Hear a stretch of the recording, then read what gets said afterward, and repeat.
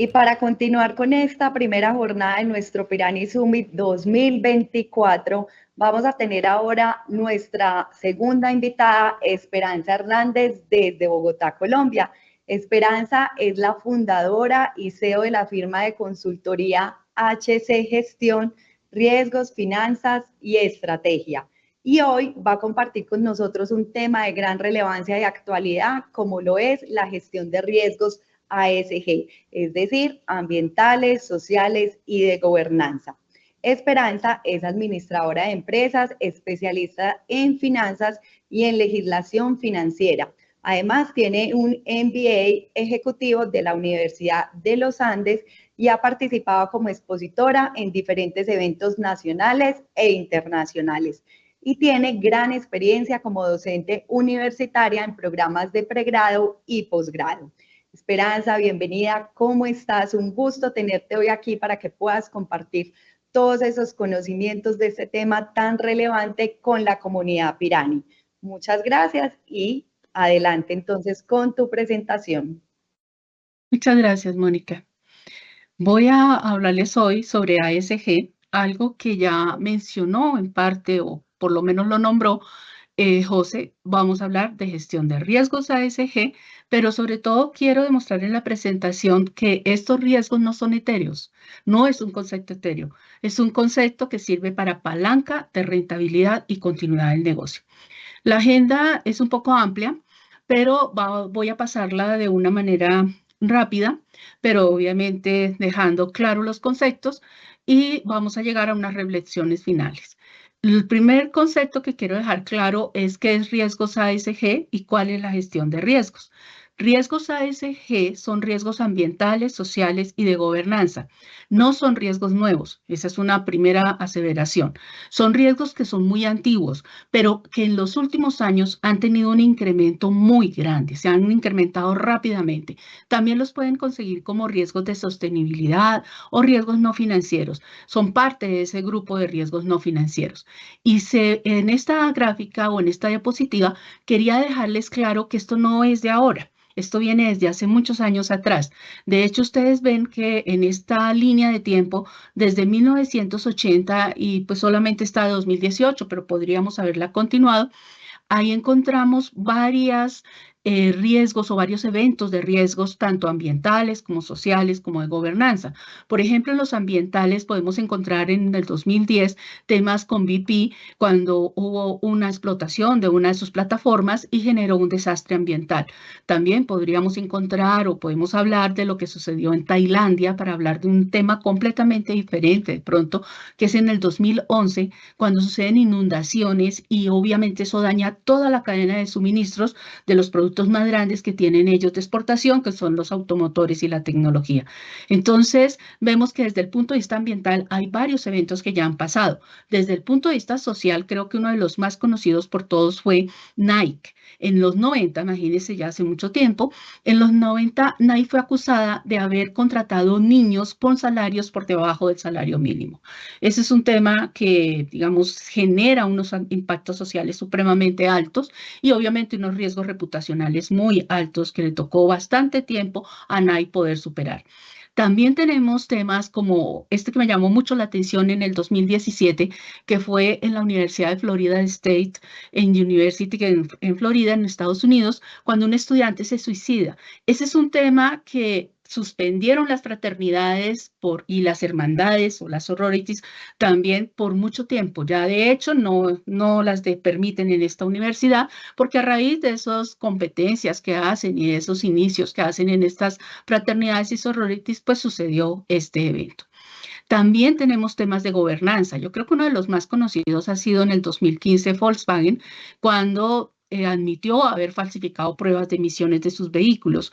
Y un tema más reciente, Wells Fargo, que también llama mucho la atención, porque fíjense que tenemos de distintas empresas, de distintos sectores económicos, como fue en este caso la creación de cuentas, de millones de cuentas a nombre de sus clientes sin el consentimiento de estos. Entonces vemos que esto no es algo nuevo. Esto es algo que se ha repetido a lo largo de los años. Lo que pasa es que en los últimos años se ha crecido mucho más.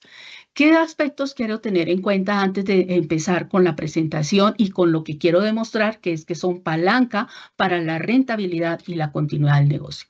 Primero que todo, los riesgos ASG no son un asunto etéreo. Vuelvo y repito, son un asunto empresarial. Y son un asunto empresarial en la medida en que sus impactos de corto plazo tienen unos efectos de largo plazo que se van a reflejar en algo muy importante para cualquier tipo de empresa, como son los flujos de caja. Por otro lado, también, y lo mencionó José, es un interés cada día más creciente de los inversionistas. Esos riesgos ASG son un interés de esos inversionistas. Ellos quieren saber que van a invertir en unas empresas o en títulos o instrumentos de empresas que guardan o conservan todos los criterios ASG. ¿Por qué? Porque pueden tener un mejor acceso, una mejor rentabilidad y estas empresas emisoras pueden tener menores costos. Entonces ya es también una decisión. Los consumidores han ido cambiando. Nuestros jóvenes, ya nuestros hijos, por ejemplo, son muy preocupados por el medio ambiente, porque además es lo que les va a quedar del planeta. Por otro lado, cuando hablamos de riesgos, voy a hablar de dos conceptos. José mencionó uno que fue la oportunidad. Para mí siempre el riesgo ha sido visto desde dos aristas, como peligro o como oportunidad. Y por eso dejé claro acá, pues que a mí me da pánico las alturas, y que es la mejor oportunidad. ¿Por qué? Porque fíjense que a pesar de que las distribuciones de pérdidas por riesgos no son simétricas, eso es una aclaración que quiero hacer, pues esta sirvió mucho para sacar el primer modelo de riesgos, que es el valor a riesgo. Esta gráfica muestra que yo tengo igual probabilidad de perder si me ubico a la izquierda o de ganar si me ubico a la derecha.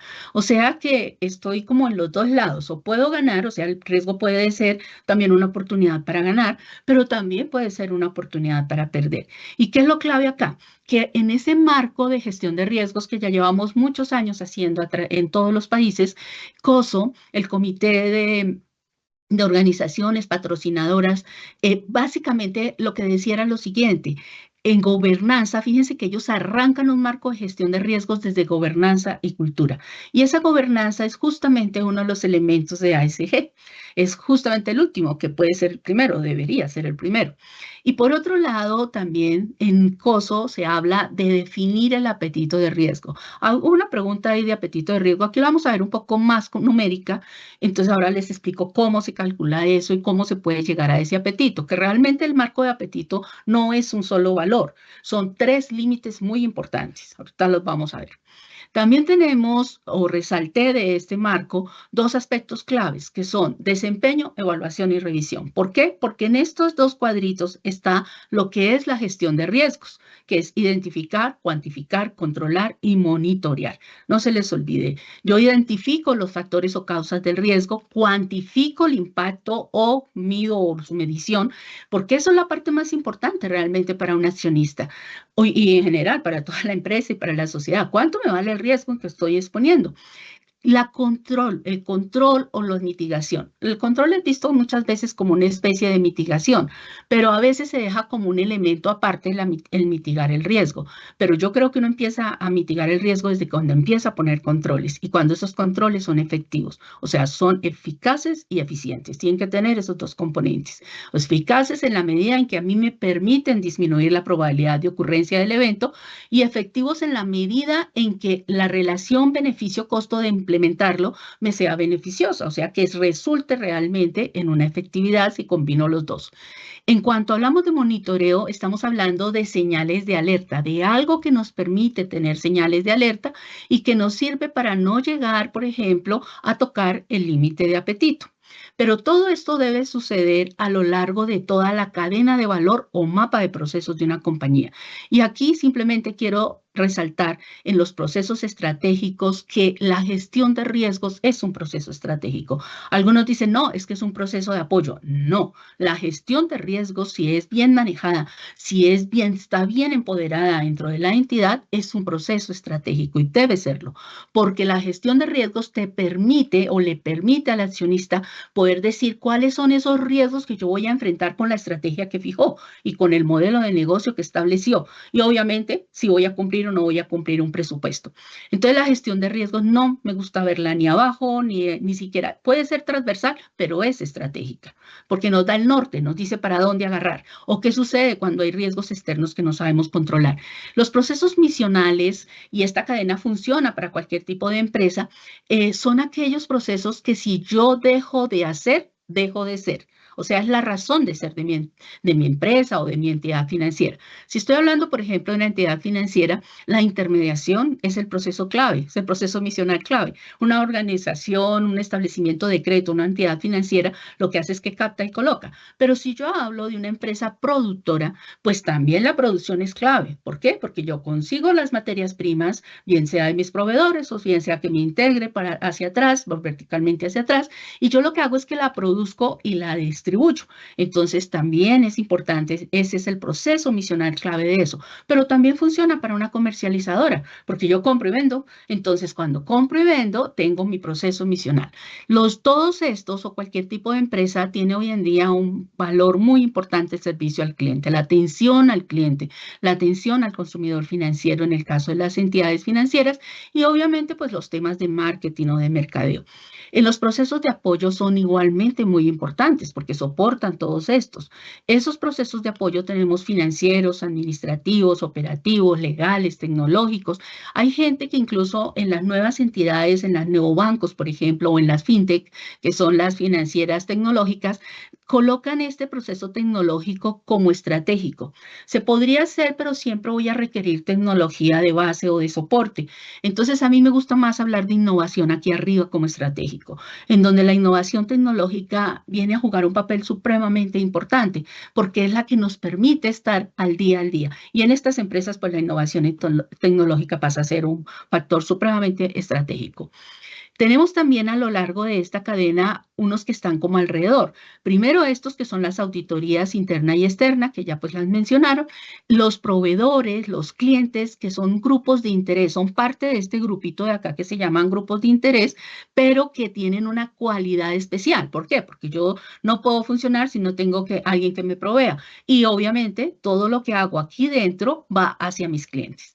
Entonces, los grupos de interés también están los accionistas, los empleados fundamentales, sin ellos no hay trabajo ni hay producción, gremios, muy importantes también, competencia clave, sin competencia pues no somos más efectivos, comunidades que son cada día juegan un papel muy importante y en ASG son claves, gobierno. Para muchas empresas, sobre todo el sector financiero, el gobierno y estos tres de abajo, gobierno, reguladores, entidades de control y vigilancia, pues son fundamentales porque son los que dan las pautas y además todo el tiempo están encima. ¿Por qué? Porque el sector financiero es supremamente regulado al manejar el ahorro del público. Entonces tenemos también algo que yo les quería dejar y muy claro, que es la estructura de gobierno de riesgos. Parte de ese buen gobierno o de un adecuado gobierno es tener una adecuada estructura de gobierno de riesgos, donde tenemos una asamblea de accionistas o asociados, porque también en las cooperativas pues tenemos asociados y no accionistas, tenemos una junta directiva o directorio, lo llaman también en otros países, tenemos comités.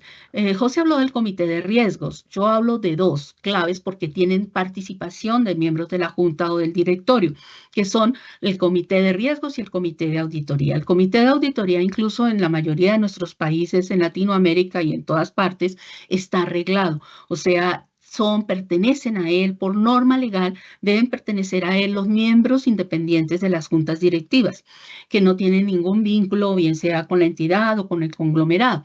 Y ese comité de auditoría es clave. ¿Por qué? Porque obviamente sirve también como un elemento de control y de buen gobierno corporativo. La alta gerencia, que la llaman gerencia general o la pueden llamar presidencia, también es clave. Y tenemos tres líneas de defensa. Ahorita que está de moda la Copa de Fútbol, yo no soy fanática del fútbol, así que si me equivoco, me perdonan, pero pues no sé mucho de eso. Pero la primera línea de defensa viene a actuar como esa primera que tapa la pelota. Y ahí están formadas las unidades de negocio, front office, y las unidades operativas o back office. ¿Y ellos qué deben hacer? Ellos sí tienen una responsabilidad en riesgos, porque casi siempre cuando se nombra la palabra riesgos, incluso hasta las áreas de riesgos, y yo creo no equivocarme, en las áreas de riesgos llegan cosas como riesgos laborales, y nosotros, ¿qué? ¿Y qué hago yo ahí? Entonces, ahí realmente estas áreas deben prevenir los riesgos. O sea, su función y su responsabilidad es prevenir los riesgos. ¿Por qué? Porque ellos están de frente al cliente, bien sea el cliente interno o bien sea el cliente externo. Las áreas de front son generalmente áreas comerciales, o sea, están frente al cliente. Y las áreas o unidades operativas o back office están frente al cliente interno y también al externo cuando hacen el cumplimiento de las operaciones, cuando las cierran, cuando las cumplen o cuando las registran. Entonces, estas previenen riesgos. Lo que se les pasó a estas, si el balón se pasó para otro lado y no lo atajaron bien, pues llega la segunda línea de defensa. Esa segunda línea de defensa tiene un área de gestión de riesgos o middle office, ahí hace parte de esa segunda línea de defensa, y ahí es muy importante una que se llama SARLAF, Sistema de Administración de Riesgo de Lavado de Activos y Financiación del Terrorismo, se llama así en Colombia, pero realmente la gestión del riesgo de lavado de activos y financiación del terrorismo, y desafortunadamente hoy en día se le agregan unas letras que son la financiación de armas de destrucción masiva que tanto daño nos ha causado. Entonces, ahí ven que estos gestionan los riesgos, o sea, identifican, miden, controlan y monitorean. Y estos de acá, lo que también se les escape a estos, viene la tercera línea de defensa. Esa tercera línea de defensa se llama auditoría interna, que son los que auditan los riesgos. O sea, pero yo cuando ya hablo de que la auditoría audita riesgos, quiere decir que la auditoría conoce de riesgos, porque yo no puedo auditar algo que yo no conozco. Entonces, las auditorías hoy en día son basadas o soportadas en conocimientos de gestión de riesgos. No gestionan riesgos, pilas, auditan riesgos. A lo largo de esto está también la auditoría externa. Y fíjense que a diferencia de esta tercera línea que yo la pongo acá como interna y que es parte de todo este grupito, la revisoría fiscal o auditoría externa, revisoría fiscal se llama en mi país, van desde arriba hacia abajo. ¿Por qué? Porque en la mayoría de los países este auditor externo, revisor fiscal, es nombrado o designado por la asamblea de accionistas o de asociados. Pero a todos estos se les puede pasar cosas, pero para eso están las entidades de control y vigilancia, cualquiera que se trate, sea de una empresa del sector financiero o sea de una empresa del sector industrial o del sector comercial. Fíjense que lo que yo les mencionaba acá son funciones y eso es lo que quiero resaltar. La estructura de gobierno de riesgo no son cajitas, ni organización, ni áreas, ni nada de eso. Son funciones que las pueden hacer varias áreas, que las pueden hacer solamente una área. Y mientras que aquí sí les voy a hablar de una estructura organizacional básica. En esa estructura organizacional básica tenemos una asamblea de accionistas o asociados. Hoy en día la figura del defensor del consumidor financiero en el caso de una entidad financiera pues es fundamental, pero también es muy importante tener una defensoría del cliente en todas las demás industrias o sectores económicos. La revisoría fiscal, que como les decía, es designada por la asamblea. Tenemos un directorio, junta directiva, consejo directivo, como lo quieran llamar. Tenemos un comité de riesgos, el comité de auditoría. Existen muchos más comités en donde además pueden participar miembros de junta, pero pues estos son los dos como más claves desde el punto de vista de gestión de riesgos. Tenemos unidad de cumplimiento de SARLAF, que este es un color rojito que hace parte de la segunda línea, pero fíjense que es especial. Este le reporta directamente a la junta directiva, es lo mejor, y le reporta administrativamente o en línea punteadita a la gerencia general o presidencia o como la quieran llamar. ¿Por qué? Porque es que los temas que se manejan acá son muy delicados y las responsabilidades acá son de tipo penal en la mayoría de los casos. Fuera de eso, también tenemos una gerencia jurídica y de cumplimiento normativo. Esta palabra de compliance o cumplimiento normativo ha sido también, digamos, muy conocida últimamente por todos los temas que han habido de fraudes, de corrupción y de incumplimiento de normas legales. Este cumplimiento normativo o compliance, sí, generalmente en entidades pequeñas se ubica en la gerencia jurídica por el conocimiento legal, pero también puede estar ubicado en otra área, o sea, como un área específica y aparte. De hecho, lo llaman controller también. En esta primera línea de defensa, pues aquí tenemos las áreas comerciales, tenemos unas áreas financieras y administrativas, y fíjense que en esta financiera y administrativa hay una de un color distinto. Tiene el color del front office que está aquí arriba. Ese color del front office es la tesorería porque ellos están de frente también a clientes o a contrapartes. Entonces, son fundamentales, son los que manejan la plata.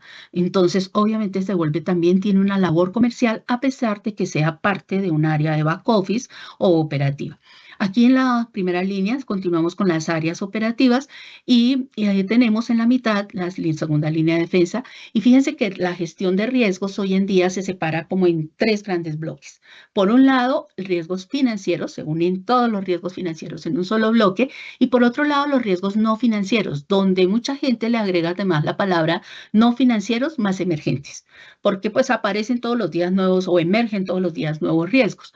Y un área muy clave para mí, que es el área de metodologías, que nos ha caracterizado en la gestión de riesgos desde que empezamos hace muchos años.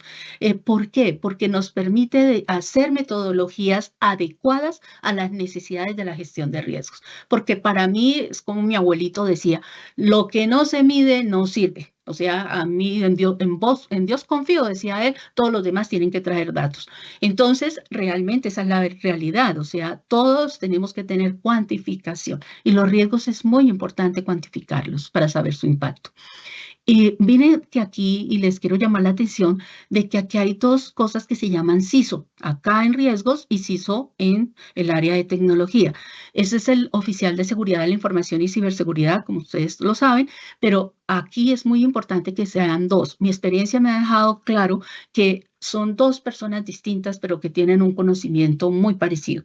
La diferencia es que el de riesgos se enfoca en riesgos y el de tecnología se enfoca en tecnología. O sea, el de riesgos es el que prevé que sucedan, gestionan los riesgos, y el de tecnología es el que tiene que hacer que las cosas funcionen.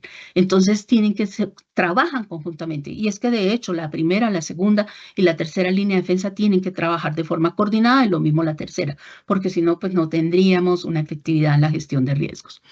Vamos a ver ahora las etapas de la gestión de riesgos ASG. Ahorita nos centramos a ASG. Y ahí quise dar dos casos. Quise hacer dos casos prácticos. Uno de una entidad financiera de microfinanzas y otro, ¿sí?, de una entidad completamente distinta que es productora de alimentos. En esta entidad financiera de microfinanzas, en las tres vamos a tener una estrategia. La estrategia es el qué. ¿Qué quiero ser? Entonces, la entidad financiera de microfinanzas quiere ser la organización de microfinanzas rurales, fíjense que él dice rurales, más efectiva, eficaz y eficiente, otorgando crédito donde los demás no llegan. O sea, ellos van a estar en esas zonas apartadas que tenemos en todos nuestros países donde nadie llega. Tenemos que su plan o modelo de negocio sea el cómo. Ya dijeron que era lo que querían ser. Ahora el cómo es el plan o modelo de negocio. Entonces, en este caso, nuestra entidad financiera de microfinanzas quiere aplicar un modelo relacional. O sea, ellos son uno a uno, contacto directo con el cliente. Porque obviamente, si está ubicado en lugares donde nadie llega, pues va a tener que mandar asesores hasta allá o tener asesores que se parezcan o sean de allá de la región y que puedan hablar hasta el mismo idioma, porque por ejemplo en Colombia hablamos distinto el español en todos lados. Ofreciendo además créditos de consumo, microcrédito, vivienda y productos de ahorro a sus clientes. O sea, fíjense que acá ya lo vuelve más específico. El modelo de negocio es mucho más específico y si uno quisiera puede empezar a detallar todo. El presupuesto son los números. Entonces, ¿qué es lo que dicen los accionistas? Gracias a ese presupuesto para cumplir esta estrategia y este modelo de negocio, pues la entidad ha dado un ROE, una rentabilidad sobre el patrimonio. Hemos ganado una rentabilidad sobre el patrimonio del 8%. Pero fíjense lo que llama la atención acá, que lo vamos a ver más adelante. Y es que realmente yo no me gano el 8. El accionista ya sabe que no se gana el 8. Y menos en una entidad financiera que asume riesgos todo el tiempo. En una entidad financiera y en cualquier otra entidad que asuma riesgos, como lo vamos a ver también en la productora, en la rentabilidad real no es ese ROE. La rentabilidad real es una rentabilidad ajustada por riesgo. O sea, es ese ROE, pero ajustado por riesgos. Y eso nos lleva a que ya no me gano 8, sino 4 o 7. Y lo que acá dicen los accionistas en esta entidad de microfinanzas es que gracias a que gestionaron los riesgos ASG, los identificaron, los midieron, los controlaron y los monitorearon, lograron aumentar la rentabilidad ajustada por riesgos de 4.7 a 6.5. O sea que la aumentaron.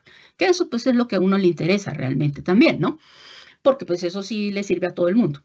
Ahora, empresas de productos alimenticios. Ella tiene también un qué. El qué es ser la empresa productora de alimentos con un modelo de negocio autosostenible que genera bienestar a sus grupos de interés. O sea, para ellos es clave el tema de la autosostenibilidad y de hecho esta sí es una empresa que, bueno, las otras también las conozco, pero esta es una que conozco y que es muy especial y la verdad sí genera mucho bienestar a sus comunidades y a los grupos de interés. Es pequeña, pero es muy, muy eficiente. Tiene un plan o modelo de negocio también, o sea, que ya tiene una integración vertical, o sea, empieza desde la proveedor de todos los insumos que requiere para poder hacer los alimentos o producir los alimentos, y fuera de eso, pues llega a todos los clientes, o sea, horizontal hacia adelante. ¿Por qué? Porque quiere llegar a todos los mercados, todos los clientes y todos los grupos de interés. O sea, le interesa mucho el bienestar de su grupo de interés y sobre todo insumos de calidad para poder distribuir productos certificados, o sea, con calidad. Estos ganan un poco más en el ROE, ganan el 8,5%, pero igualmente los accionistas saben que su rentabilidad real, y fíjense que la quise poner igual a puro propósito, es de 4,7, o sea que realmente no se gana 8,5, se gana 4,7. Y fuera de eso, cuando le meten a ESG, pues van a empezar a tener 6,5, o sea que se aumenta. Ahora vamos a ver cómo pasamos de esos números más adelante. Primero que todo vamos a hablar de la identificación, ¿se acuerdan? Identificar los riesgos ASG. Dijimos que eran ambientales, sociales y de gobernanza. En riesgos ambientales tenemos cambio climático, que pues cada día afecta más, contaminación, gestión de residuos, también es parte de esto. Algo que ya venía desde hace muchos años, que es la emisión de gases de efecto invernadero y la eficiencia energética. En riesgos sociales tenemos el capital humano, la responsabilidad frente a esos grupos de interés y tenemos derechos humanos. Es algo que acuérdense de Nike, que es muy importante, pero también normas laborales. O sea que estos riesgos sociales tampoco son etéreos. Toca cumplir normas, toca tener responsabilidad frente a esos grupos. No le puedo suministrar productos dañados o con defectos porque voy a tener severos problemas, no solo reputacionales, sino que me puedo hasta llegar a ir. Tengo también riesgos de gobernanza, donde primera palabra, gobierno corporativo, segunda, conducta empresarial, que ahí incluye corrupción, fraude, soborno, pero también aquí hay derechos también de los grupos de interés, derechos de mis clientes, derechos también y deberes también, pero también derechos, responsabilidades que tiene la empresa y las expectativas que hay entre esos grupos de interés frente a su empresa o a la empresa en la cual pertenece o a la cual le adquieren productos. Cuando hablamos de riesgos ambientales, los separamos en dos grandes bloques, los riesgos físicos y los riesgos de transición. Los riesgos físicos son los que se derivan de los impactos físicos. Por ejemplo, ahí tenemos dos categorías grandes, los agudos, que son pues efectos extremos en el clima, y los crónicos, que son cambio del clima, pero que ha sido mediano y largo plazo, o sea, despacito. Y los riesgos de transición que se vuelven más grandes en la medida en que vamos hacia una economía baja en emisiones de carbono. Pero eso implica que pueden haber otras causas que nos generen más riesgos de transición, como son todos los temas de normativos, temas legales también, temas tecnológicos, temas de riesgo de mercado, riesgos reputacionales. Pero yo diría que esos riesgos reputacionales, y lo vamos a ver ahorita, están casi que en todos lados.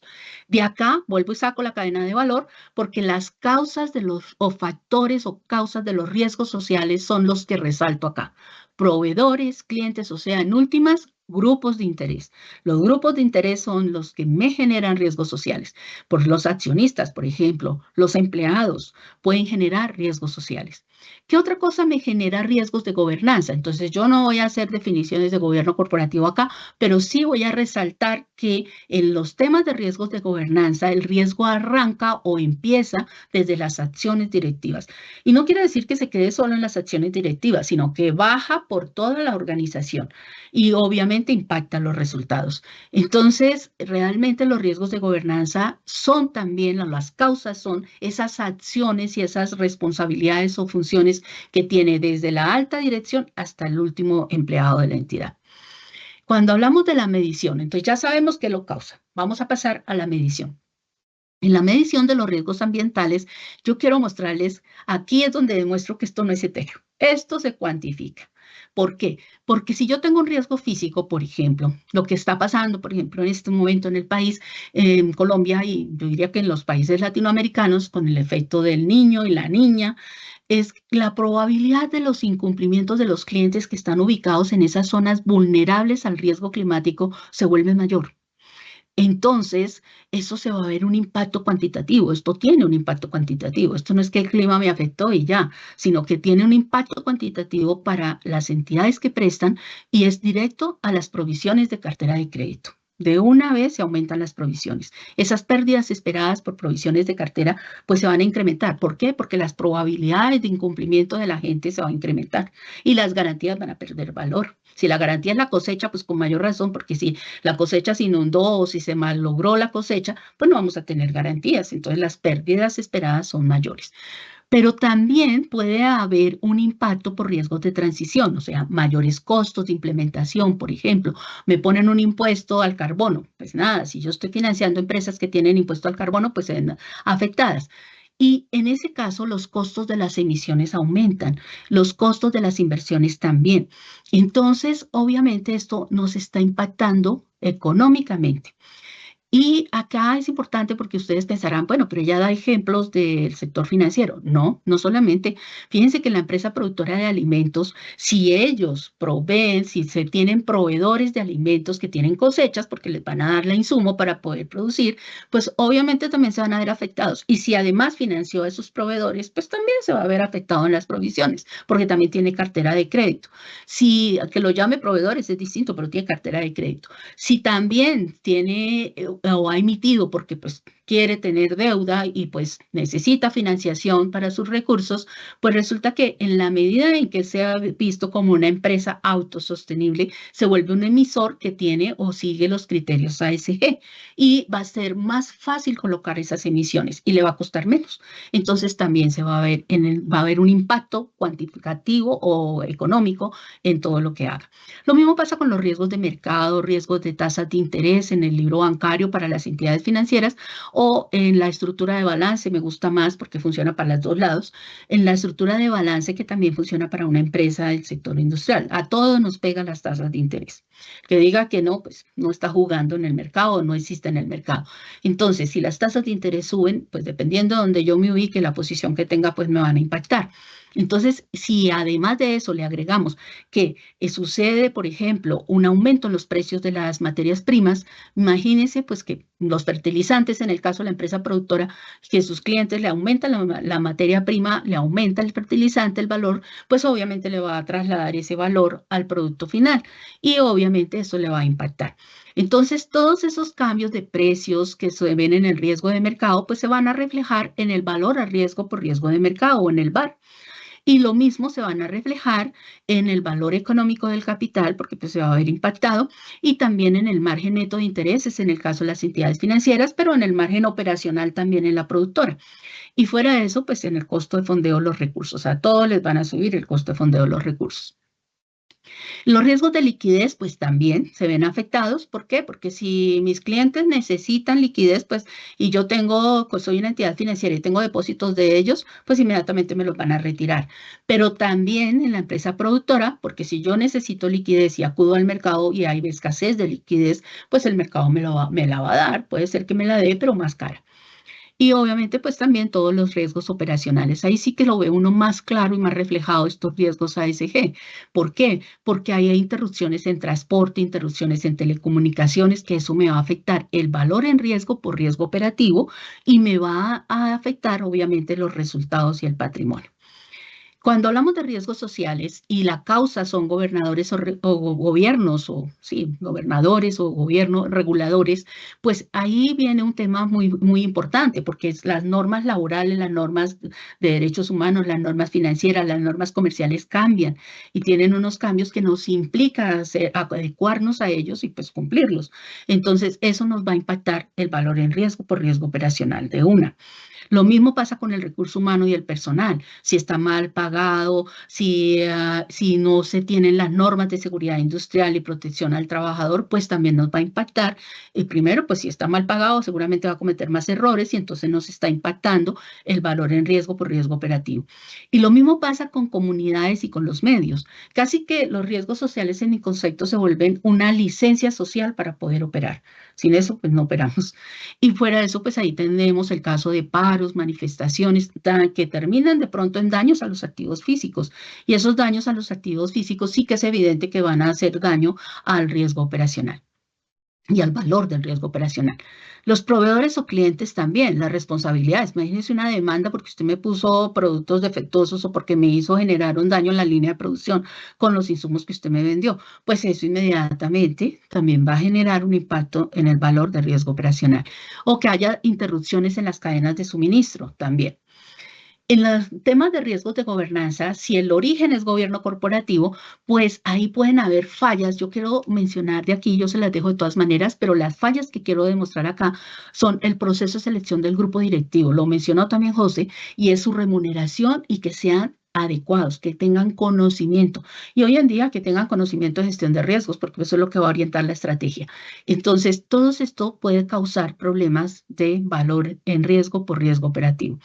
Y lo mismo pasa en la conducta empresarial, es así que es cierto, y esa es más que evidente en riesgo operacional o operativo, porque tiene que ver con el fraude y el soborno. Y sabemos que uno de los factores o causas del riesgo operativo es el fraude, justamente interno y externo. La falta de garantías también en la protección de datos, las responsabilidades legales. Entonces, fíjese que dependiendo de la causa, en los tipos de riesgos que se manifiestan, ahí todos tienen un impacto cuantitativo. En los mecanismos de control, yo aquí menciono controles que son los normales, pero hay muchos más tipos de controles. Tenemos controles preventivos, controles detectivos, controles de protección, controles correctivos, pero también hay manuales, hay automáticos, hay mixtos, o sea, una combinación. También hay controles que tienen una cobertura del 100%, otros tienen una cobertura parcial, o sea, pueden haber muchos tipos de controles dependiendo del tipo de entidad o del tipo de empresa que se trate. Lo que es importante es que estos controles son internos y debe ser a lo largo de toda la cadena de valor. Y que igualmente, si yo tercerizo operaciones, esos terceros también deben tener controles. O sea, deben tener casi que deberían ser un espejo de lo que yo hago. ¿Por qué? Porque ellos también me pueden generar unos problemas o unas fallas que me van a afectar, obviamente, además hasta la continuidad del negocio. Tenemos también límites. Entonces, ¿qué hacemos? Los límites es parte de los controles. Mucha gente pone límites y pone límites a las exposiciones, en este caso, a los riesgos ambientales. Entonces uno dice, yo no voy a estar dispuesto a asumir sino hasta acá. A los límites a los riesgos sociales, límites a los riesgos de gobernanza. Todo toca ponerle riesgos. Y ahí y ponerle un límite para que no lo podamos controlar. Y ahí viene un tema que es la estrategia de comunicación.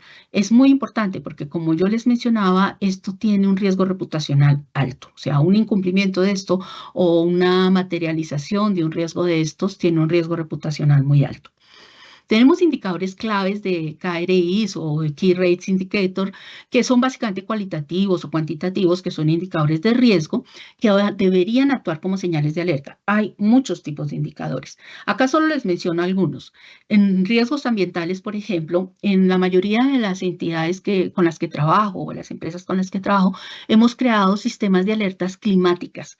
Es muy importante cuando yo tengo clientes en ámbitos rurales o vulnerables al cambio climático.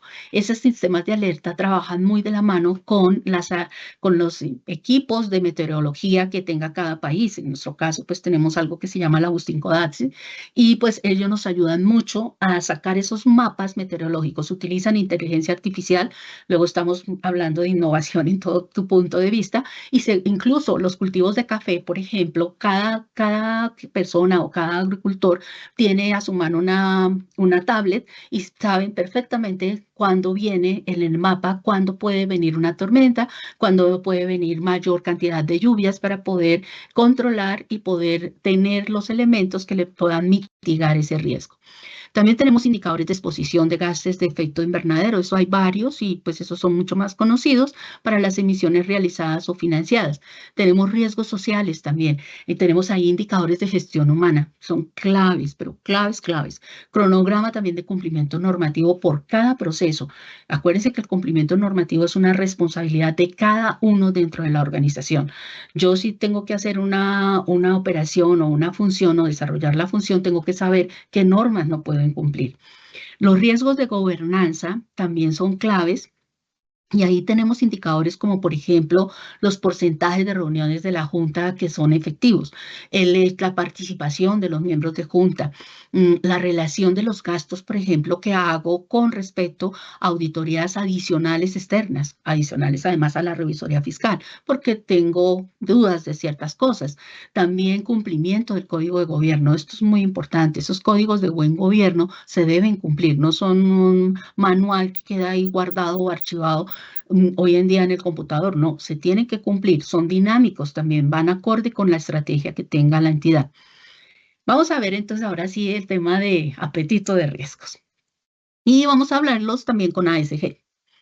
Entonces, primero que todo, cuando hablamos de apetito de riesgo, estamos hablando de que yo puedo tener un apetito y debo tener un marco de apetito de riesgo individual para cada tipo de riesgo al cual esté expuesto. Y eso se debe cuantificar.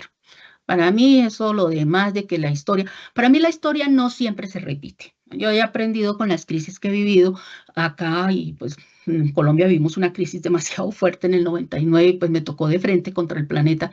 Y pues la verdad, yo lo que aprendí es que las crisis no se repiten. Y si se repiten, no se repiten de la misma manera. Lo peor es que uno cree que las ha mitigado y que no hay nada que le vaya a afectar y luego llega otra y tan, le da donde uno no lo miró. Entonces, uno debe tener esos límites de apetito, porque todos llegamos en la vida a perder. El que nunca ha perdido es que nunca ha jugado. Entonces, ¿qué es lo que nosotros definimos? Dentro de ese marco de apetito individual tenemos un límite de apetito, un límite de tolerancia y un límite de capacidad máxima. Y estos tres límites, cuando ya tenemos todos los límites individuales por riesgo de crédito, por riesgo de liquidez, por riesgo de mercado, por riesgo operacional, por riesgos ASG, pues, ¿qué es lo que pasa? Que cuando los uno y no se suman pilas, los riesgos no se pueden sumar. Pues al regulador le encantaría sumarlos, porque obviamente le van a dar más grandes. Pero acuérdense que los riesgos se interrelacionan entre sí, o sea, estadísticamente significa tienen correlaciones. Y al tener correlaciones, yo tengo es que agregarlos, o sea, considerar las correlaciones que hay entre ellos. Entonces, cuando yo hago todo eso, encuentro mis tres riesgos globales. Los límites globales, el límite de apetito, el límite de tolerancia y el límite de capacidad máxima. Aquí tenemos una gráfica en la cual el eje horizontal es rendimiento o retorno, si lo quieren llamar. Y en el eje vertical, que pues no lo pinté porque pues aquí pinto la gráfica, está el riesgo. Y fíjense que tenemos dos gráficas de riesgo, una A y una B. La empresa A, la gráfica de riesgos de la empresa A es mucho más acortada, está más acotada y está muy cercana a la media. Al estar tan cercana a la media, miren lo que pasa. Los dos quieren tener un retorno del 9%, mientras que la B está más aplanada, o sea, se aleja más de la media, o sea, es más riesgosa. Entonces, de entrada, la respuesta a cuál es más riesgosa, la B. ¿Por qué? Porque se aleja más de la media, o sea, está dispuesto a asumir más riesgo. ¿Qué es lo que pasa acá? Si los dos se quieren tener un apetito o definen un apetito del 9%, miren lo que pasa con la A y la B. Cuando fijo la tolerancia, fíjense que la tolerancia va a estar como por acá, va a estar muy cercana al apetito en el caso de la A. ¿Por qué? Porque es más aversa al riesgo, o sea, está menos expuesta al riesgo, no quiere estar expuesta al riesgo. Y si veo la capacidad máxima, o sea, yo me voy un poco más allá, fíjense que esta es mucho menor que la capacidad máxima de la verde. La verde sigue más allá, o sea, está dispuesta a asumir más riesgo. Entonces, ¿cuál es el número clave de esto? Los de riesgos tienen que acoger individualmente y calcular estos indicadores.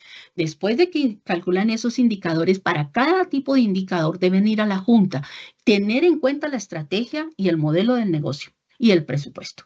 Y ya saben que no pueden comerse tanto del patrimonio. Llámese patrimonio técnico en el caso de las entidades financieras o llámese patrimonio total en las otras. Entonces le ponemos límite a estos asunción de riesgos hasta el tanto por ciento del patrimonio. ¿Cuánto? Pues en la A van a ser más aversos.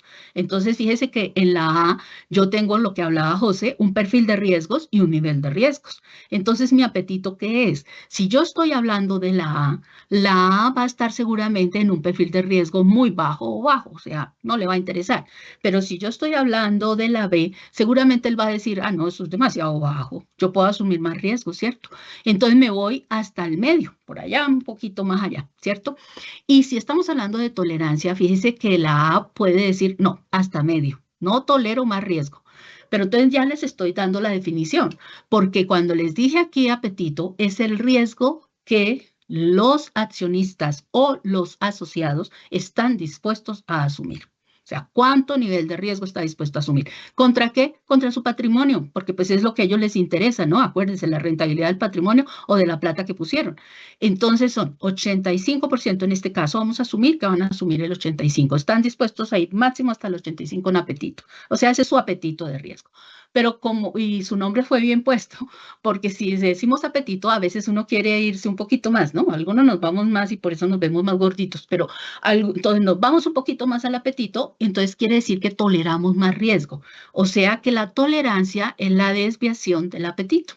¿Hasta cuándo? Si estoy en B, hasta medio. Si estoy si estoy en B, hasta alto. Si estoy en A, pues hasta medio, nada más. O sea, depende, ahí sí ya empieza a jugar cuánto quiero exponer de mi patrimonio. Entonces, en este caso vamos a asumir que es el 88% y la capacidad máxima, ese sí es el que no puedo llegar a tocar.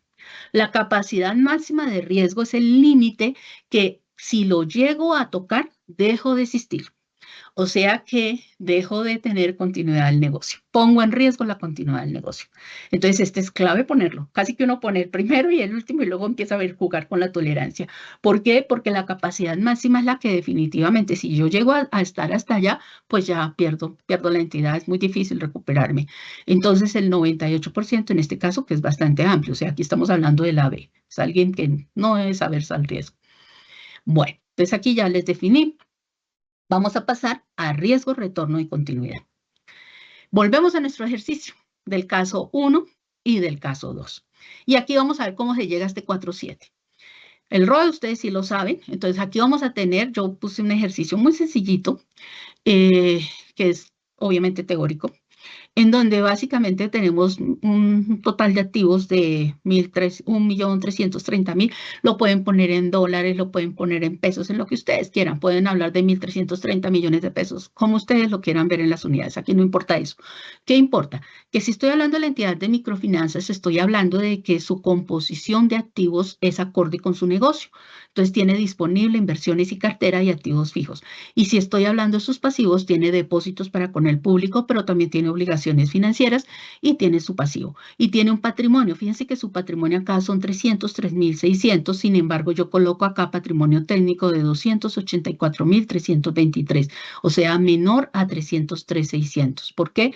Porque el patrimonio técnico en una entidad financiera es el patrimonio contable, pero deduciendo ciertos valores, porque nosotros en las entidades financieras no manejamos tornillos, manejamos plata, y la plata gana y pierde valor, la forma más sencilla de decirlo. Entonces, ¿qué es lo que pasa? Que tengo que sacar deducciones de valorizaciones, desvalorizaciones, tipo de instrumentos que tenga también de complemento de capital, que pues pueden perder valor en un momento dado. Entonces, nuestro patrimonio técnico es menor. Este patrimonio técnico en una entidad financiera es clave porque es con el cual calculan la solvencia. Entonces, aquí tenemos un ROA. El ROA, básicamente, pues ustedes saben, es utilidades 24.200 pues sobre el total de activos, o sea, le da 1,8. Y tenemos un ROE, utilidades sobre patrimonio, el famoso 8%. Entonces, ¿qué es lo que pasa? Que el de riesgos, pues yo ya tengo una gestión de riesgos y además integral, o sea, tengo todos los riesgos. Todavía no tengo ese de acá. Entonces, ¿qué pasa? Tengo riesgo de crédito, tengo unas pérdidas esperadas por 13.720, tengo un riesgo de liquidez, tengo un indicador de riesgo de liquidez o un riesgo de liquidez de corto plazo de 12.000, tengo un riesgo de liquidez de largo plazo de 9.000 y tengo un valor a riesgo por riesgo de mercado, o sea, unas pérdidas, la máxima pérdida por riesgo de mercado son 20.000 en este caso, y tengo un valor por riesgo operativo de 75.000. Y tengo unos activos ponderados por nivel de riesgo, así se llaman en las entidades financieras, pero realmente es un riesgo de contraparte. Depende de la calificación de las contrapartes con las cuales estoy, pongo más pesos. Entonces, aquí tendríamos 105. Eso me da un valor de riesgo total de 236.132. Aquí yo lo dejé sumando, pero acuérdense que lo tenemos es que agregar, ¿no? Pero bueno, aquí para efectos prácticos se lo subo. Bueno, como porcentaje del patrimonio le da el 83%, como porcentaje de estos 284. ¿Estás listo? Entonces, ¿qué pasa? Uno dice, estoy en 83, luego está cumpliendo todavía el tema de apetito. ¿Se acuerdan que era como 85? Bueno, pero está cerquita, ¿no? Pero acá pasa lo siguiente. El ROE es 8, pero resulta que yo debo calcular lo que le importa a mi accionista es algo que se llama el RARORAC, que es la rentabilidad ajustada por riesgo, pero también ajustando el capital por riesgo. Entonces, lo que hago es que a las utilidades le quito la pérdida esperada por riesgo de crédito. ¿Y por qué? Porque acuérdense que esas provisiones son gasto. Entonces, ya está incluida en las utilidades, porque ya está incluida en el PIG como un gasto. Pero si yo lo quito arriba, lo tengo que quitar abajo. Entonces, cojo todo el valor en riesgo total. Fíjense que hablo de valor en riesgo. No me gusta hablar de suma de riesgos, pero aquí pues lo hice por suma para hacerlo rápido. Entonces, valor en riesgo y le quito también la PE, porque si la quité arriba, la pérdida esperada, pues la quito también abajo. Y resulta que la relación de eso es lo que realmente gana el accionista. Al después o de haber descontado todos los riesgos a los cuales está expuesto. Entonces no es el 8, es el 4,7. Eso es lo que le da.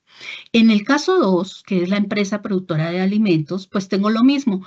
Entonces aquí me gano el 8,5. Obviamente mira que la composición acá es distinta, ¿no? Aquí tengo disponible, tengo inventarios, aquí sí hay inventarios, aquí hay proveedores que vienen a ser, pues si los financios, cartera también, activos fijos, tengo obligaciones de corto plazo, obligaciones de largo plazo, y tengo también, pues, mi patrimonio. Pero fíjense que mi patrimonio aquí es exactamente igual. O sea, mi patrimonio es uno solo, patrimonio total.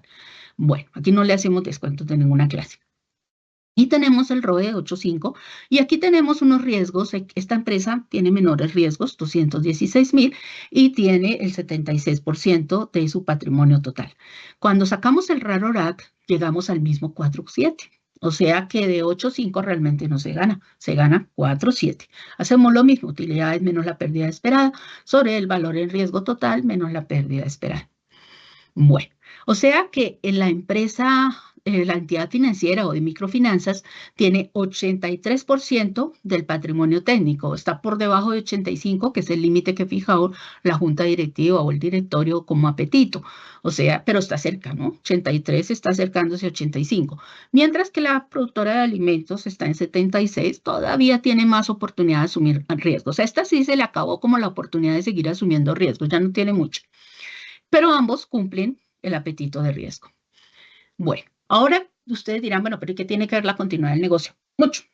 Entonces, acá yo simplemente les quiero dejar esto, no me voy a poner a hablar de RPO, RTO, WRT y MTD. Lo que queda claro es que cada vez que sucede un desastre, yo debo saber los tiempos en los cuales me recupero. Y como estos conceptos son claves para la continuidad o la administración de la continuidad. De hecho, cuando hablamos de continuidad, a mí no me gusta porque mucha gente habla de plan de continuidad del negocio. Resulta que el plan es apenas un elemento. Yo voy más por el supervisor nuestro, tal vez por lo que estuve allá, no sé. En todo caso, a mí me gusta más hablar de administración de la continuidad del negocio.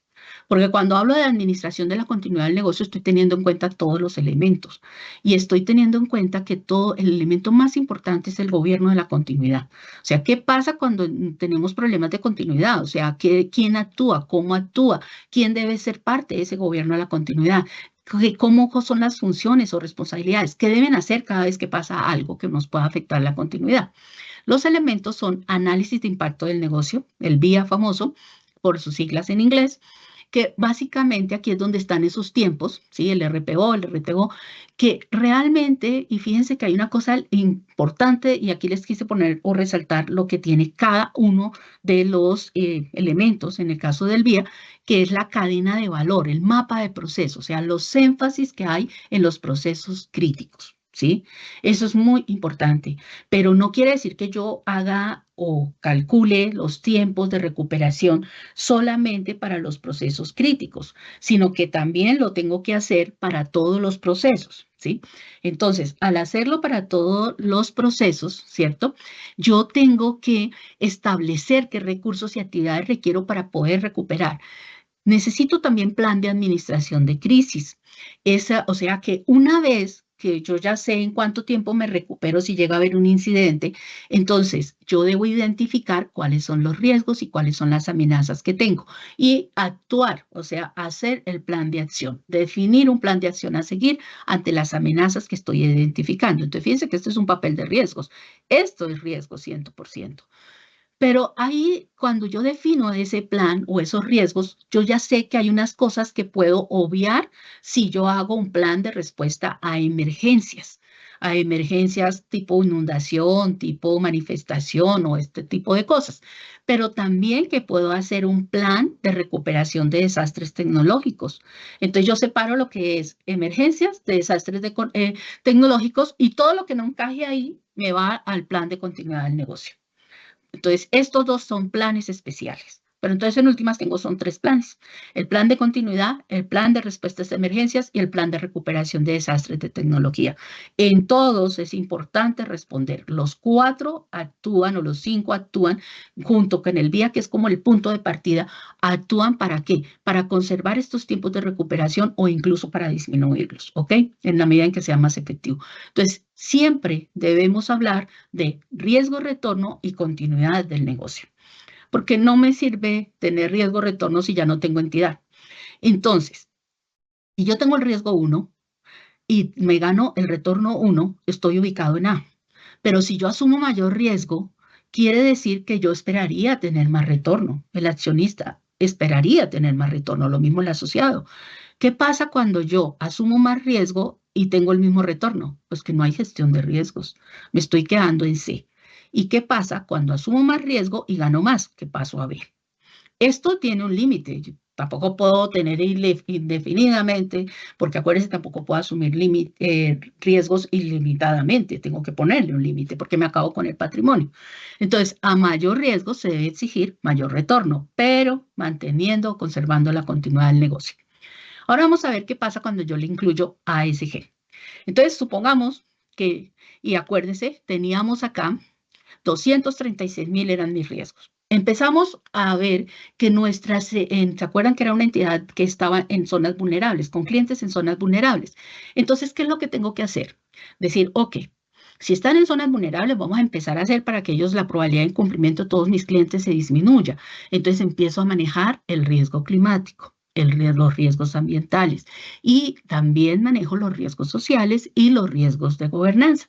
¿Y qué pasa cuando hago eso? Que de los 236,000 me bajo a 204,000. ¿Por qué? Porque hice una gestión adecuada del riesgo climático que me baja la pérdida esperada. Fíjense que la pérdida esperada aquí estaba en 13,000 y aquí ya me baja a 11,600. Y lo mismo me pasa con los otros, riesgo de liquidez, riesgo de mercado, con riesgo operacional, por ejemplo. Puedo empezar a colocar algo que me proteja a mí también y proteja a mis clientes su infraestructura para que me cueste a mí menos llegar a ellos también. O puedo innovar en tecnología para poder llegar y seguir operando a pesar de las inundaciones, a pesar de las pandemias, a pesar de todo lo que me pueda pasar. Entonces disminuyo estos riesgos. Pasé de un 83 a un 72% con respecto al patrimonio técnico, que no varió. Fíjense que no varié nada más. O sea, fui muy ortodoxa y fui tan ortodoxa que ni siquiera aumenté las utilidades, que deberían haber aumentado, ¿no? Pero pues no las aumento. Digo, solamente voy a ver el impacto en riesgos. Y ya el nuevo RARORAC ya no es 4.7, ya es 6.5. O sea que mi gestión de riesgos ASG sí se volvió una palanca para aumentar la rentabilidad de mi negocio. Y lo mismo le pasa a la empresa productora. Aquí también, ni siquiera le aumenté las utilidades, simplemente cojo los riesgos. Entonces, fíjense que aquí teníamos 216,000. Ella lo logra bajar a 194. O sea que de los 76 que tenía, baja a 68%. Y obviamente su RARORAC se mejora hasta 6,5. ¿Y qué es lo que es también importante acá?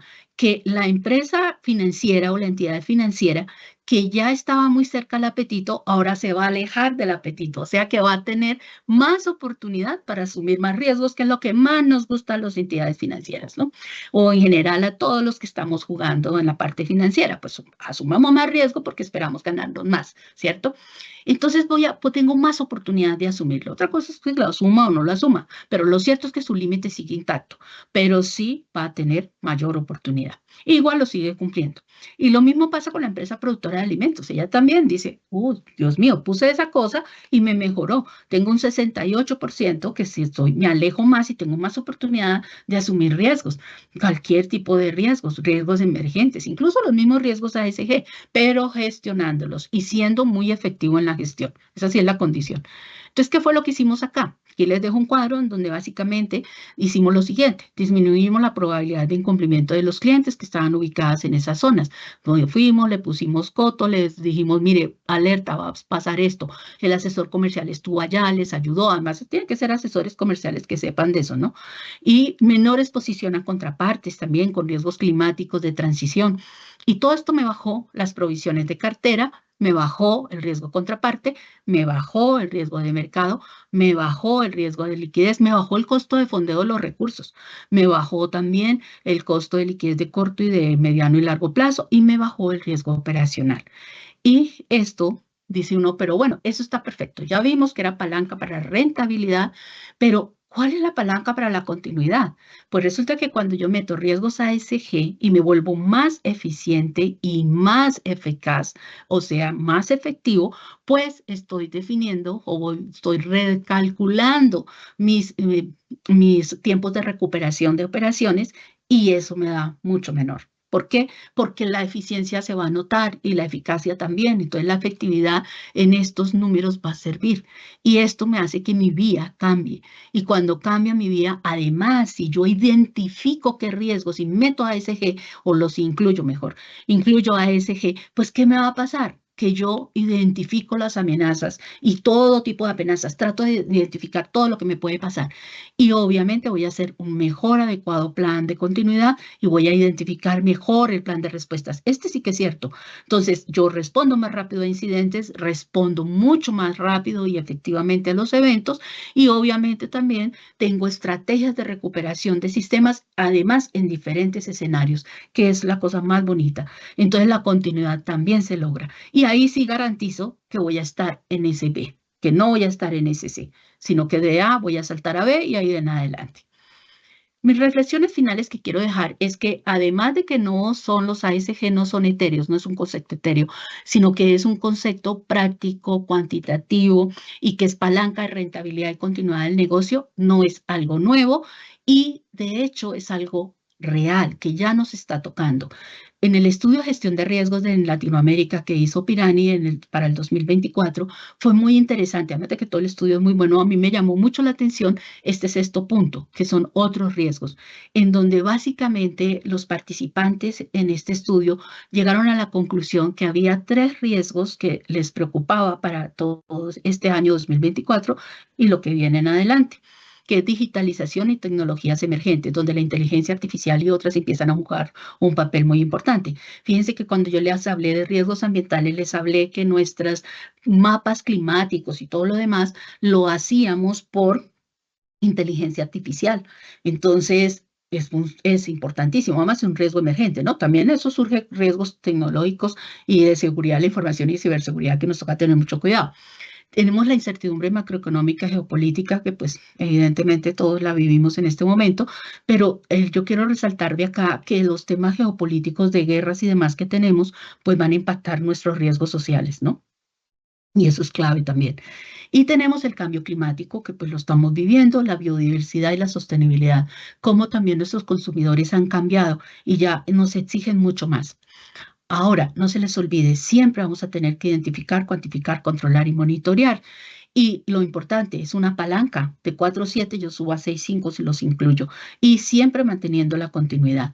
Pero unos retos que vienen importantes, algunos ya los mencionó José, pero yo sí quiero resaltar lo siguiente, son una función estratégica. Por favor, gestión de riesgos debe estar empoderado. Es una gestión estratégica, es estratégico completamente.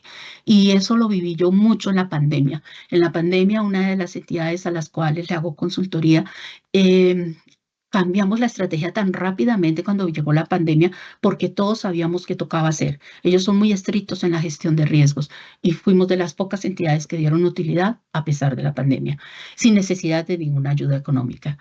Y lo otro es la gestión de riesgos individual, pasar a una global. Acuérdense, nuestro marco que yo vi ahí era global, pero partió de una individual. Tener claro la relación riesgo, retorno y continuidad del negocio, porque las tres van juntas. Y fuera de eso, pues gestión de recursos. Requerimos recurso humano técnico, especializado, que conozca. Requerimos también en la gestión de riesgos recursos informáticos, tecnológicos y logísticos. Y este es el futuro de la gestión de riesgos para mí. Es una función estratégica, o sea, el futuro es una gestión estratégica, global, o sea, todos los riesgos, todos los que se aparezcan, digitalizada definitivamente. Si no estamos digitalizados no hacemos nada. Y sin resistencia al cambio. ¿Por qué? Porque los cambios son continuos. Esto es muy dinámico y todos los que estamos en gestión de riesgos sabemos que lo que es hoy puede ser no mañana. Entonces, mañana pueden aparecer nuevos riesgos. La mitigación que pensábamos para uno no es la misma para los otros. Entonces, ahora sí pasamos a la sesión de preguntas y respuestas. Excelente, Esperanza. Muchísimas gracias de verdad por esta exposición que acabas de hacer sobre la gestión de riesgos ASG. La verdad pudimos conocer cuáles son estos riesgos ambientales, sociales, de gobernanza, las etapas de la gestión, el marco de apetito de riesgo para todo este tipo de riesgos. Conocimos dos ejemplos muy prácticos sobre rentabilidad ajustada por riesgo. Y finalmente nos compartiste estos retos que vienen, estas buenas prácticas y pues estos retos que cada vez son más relevantes para todas las organizaciones. Tenemos algunas preguntas que nos dejaron los asistentes para ti. Bueno, vamos a contestar en lo posible. No vamos a poder dar todas, pero en la medida de lo posible vamos a contestarlas y si no, se las mandamos contestar. Pero aquí tenemos una que nos dice, riesgos de gobernanza pueden ser presentar información financiera fraudulenta, sí, ya sea clasificadoras de riesgos o entidades supervisadas. Sí, bastante. O sea, el fraude es uno de los riesgos de gobernanza y son todos los temas de conducta empresarial. O sea, están asociados con temas de conducta empresarial. Y hacer fraude definitivamente es quitar la transparencia, o sea, es ir en contra de la transparencia. Y eso obviamente afectará los precios en los mercados, que eso es otro de los temas fundamentales, ¿no? Por ejemplo, hacer conductas indebidas en los mercados, que es un tema que en la mayoría de los países es reglamentado. Y no reglamentado por norma de la supervisor, sino por norma legal, o sea, leyes. Viene desde la Constitución incluso, o sea, se vuelve una ley o un decreto ley, en donde básicamente usted no puede afectar o jugar o hacer manipulación de precios en el mercado y al hacer un fraude tú estás haciendo manipulación de precios en el mercado, donde no puedes hacer conductas indebidas con la plata del cliente. No es que hoy el cliente entra y tiene una plata y en la noche entra y no hay plata y al otro día entra y tiene menos plata. Eso es un tema que es supremamente delicado. Como también es delicado todos los temas de información privilegiada, del uso y abuso de la información privilegiada. Entonces, todo esto sí es un fraude y definitivamente son riesgos de gobernanza. Fíjense que estos no son riesgos nuevos, son riesgos viejos. Toda la vida hemos hablado de inside trading, hemos hablado de muchas cosas que hoy en día pues son más evidentes. Gracias. Tenemos otra pregunta. ¿Cuál es el mayor desafío de la gestión de riesgos para hacer que los gestores de riesgos se unan y contribuyan desde una conciencia y no porque tenga que ser un marco normativo? Sí, eso es algo que cuando yo estaba en la supervisión, les voy a contar una anécdota que me pasó cuando era supervisor. Cuando nosotros empezamos en gestión de riesgos en Colombia, Reunimos a todos los presidentes, además estábamos en una crisis ni la madre, bueno, me perdonan lo de la madre, pero fue horrible. Entonces, estábamos en esa crisis y se nos ocurrió, pues ni siquiera a nosotros, sino que para que nos dieran plata, el Deutsche Bank dijo, les doy plata, pero tienen que hacer gestión de riesgos, y nosotros gestión de riesgos en crisis, a ver. Entonces, empezamos a hacer gestión de riesgos y llamamos a los presidentes. Y les decíamos, esto, la única forma en que logramos que ellos entraran en la tónica, los presidentes de las juntas y los accionistas, fue diciéndoles, mire, esto no es para cumplirnos a nosotros, esto es para que usted gane. Cuando uno les nombra ganar, eso sí. Entonces, ¿por qué? Porque usted cuando hace, y lo vemos acá, cuando usted hace una adecuada gestión de riesgos, usted disminuye los costos. Usted puede poner un pricing o poner unos precios adecuados al riesgo de su cliente. Y cuando logra hacer eso, pues usted gana más plata y mantiene la continuidad del negocio. Entonces no es para cumplirle a un supervisor. Olvídense que esto es para cumplir una norma. Esto por eso funciona en cualquier tipo de empresa. En ese mismo momento, pues como no podía trabajar con ninguna entidad del sector financiero al estar en el Ministerio de Hacienda en ese momento, pues básicamente lo que me podía hacer era dictar clases. Y como parte de esa dictar clases, una empresa del sector real me dijo, pero eso funciona en el sector financiero, pero yo no lo veo tan claro en el sector empresarial. Y le dije, ¿usted tiene cadena de producción? Sí. ¿Tiene distribución de productos? Sí. ¿No está viviendo el problema tenaz que tenemos, que su fábrica o su producción está cerca a Bogotá, pero usted tiene que llegar hasta el sur del país, tiene que atravesar 3 cordilleras y además de todo tiene que enfrentarse a grupos delictivos? Entonces, solo hágame caso y lo que le dije de riesgo operacional, trate de montarlo allá. Lo montó y terminó expandiéndose. Hoy está en Ecuador, en Perú, en Chile. Entonces, creo que ese es como el objetivo de esto. Esto no es para cumplir, aunque obviamente sí tenemos que cumplir, ¿no? Tenemos que cumplir las normas legales porque si no empezamos a tener problemas de riesgos de gobernanza y pues un inadecuado gobierno corporativo. Pero esto es realmente para que las empresas puedan continuar, para que a pesar de las crisis, lo que les comentaba en la presentación, llegó la pandemia, ¿qué hacemos? No, pues nada. Vamos a cambiar no cambiamos la estrategia va a ser la misma, colocar a nuestro nicho de mercado, pero vamos a cambiar el modelo de negocio. Ya no nos vamos a enfocar en esto, vamos a enfocarnos en toda la parte de tecnología, entonces pilas porque nos van a llegar riesgos de ciberseguridad y seguridad de la información, entonces pilas con eso, a trabajar de mano con eso y a ver cómo seguimos llegando, cómo cogemos a los que ya están ubicados allá en las oficinas, porque nos tocó cerrar oficinas. A nosotros la pandemia nos agarró y nos dijo, de mañana ya no sale nadie. Entonces nos tocó hacer muchas cosas para poder sobrevivir, o sea, son estrategias de supervivencia. Y ahí nos ayudó mucho también la administración de la continuidad, porque todo el mundo sabía qué tenía que hacer. Entonces todo el mundo sabe, ese gobierno de la continuidad sirvió, porque todos sabían que el uno tenía una responsabilidad, el otro tenía otra responsabilidad y todos teníamos que coger, calcular, volver a recalcular, o sea, nos tocó seguir funcionando. Entonces sobrevivimos y eso es importante. Perfecto, Esperanza, muchísimas gracias por compartirnos entonces esta anécdota tan interesante y obviamente nuevamente agradecerte por haber compartido todos estos conocimientos y buenas prácticas en la gestión de riesgos ambientales, sociales y de gobernanza con la comunidad Pirani. Muchas gracias a ustedes por la oportunidad, pues a ti, Mónica, por toda la ayuda y la colaboración en todo esto, porque ya vi que montar esto no es fácil, y lo mismo a Luis Enrique, muchas gracias, y a mis compañeros también.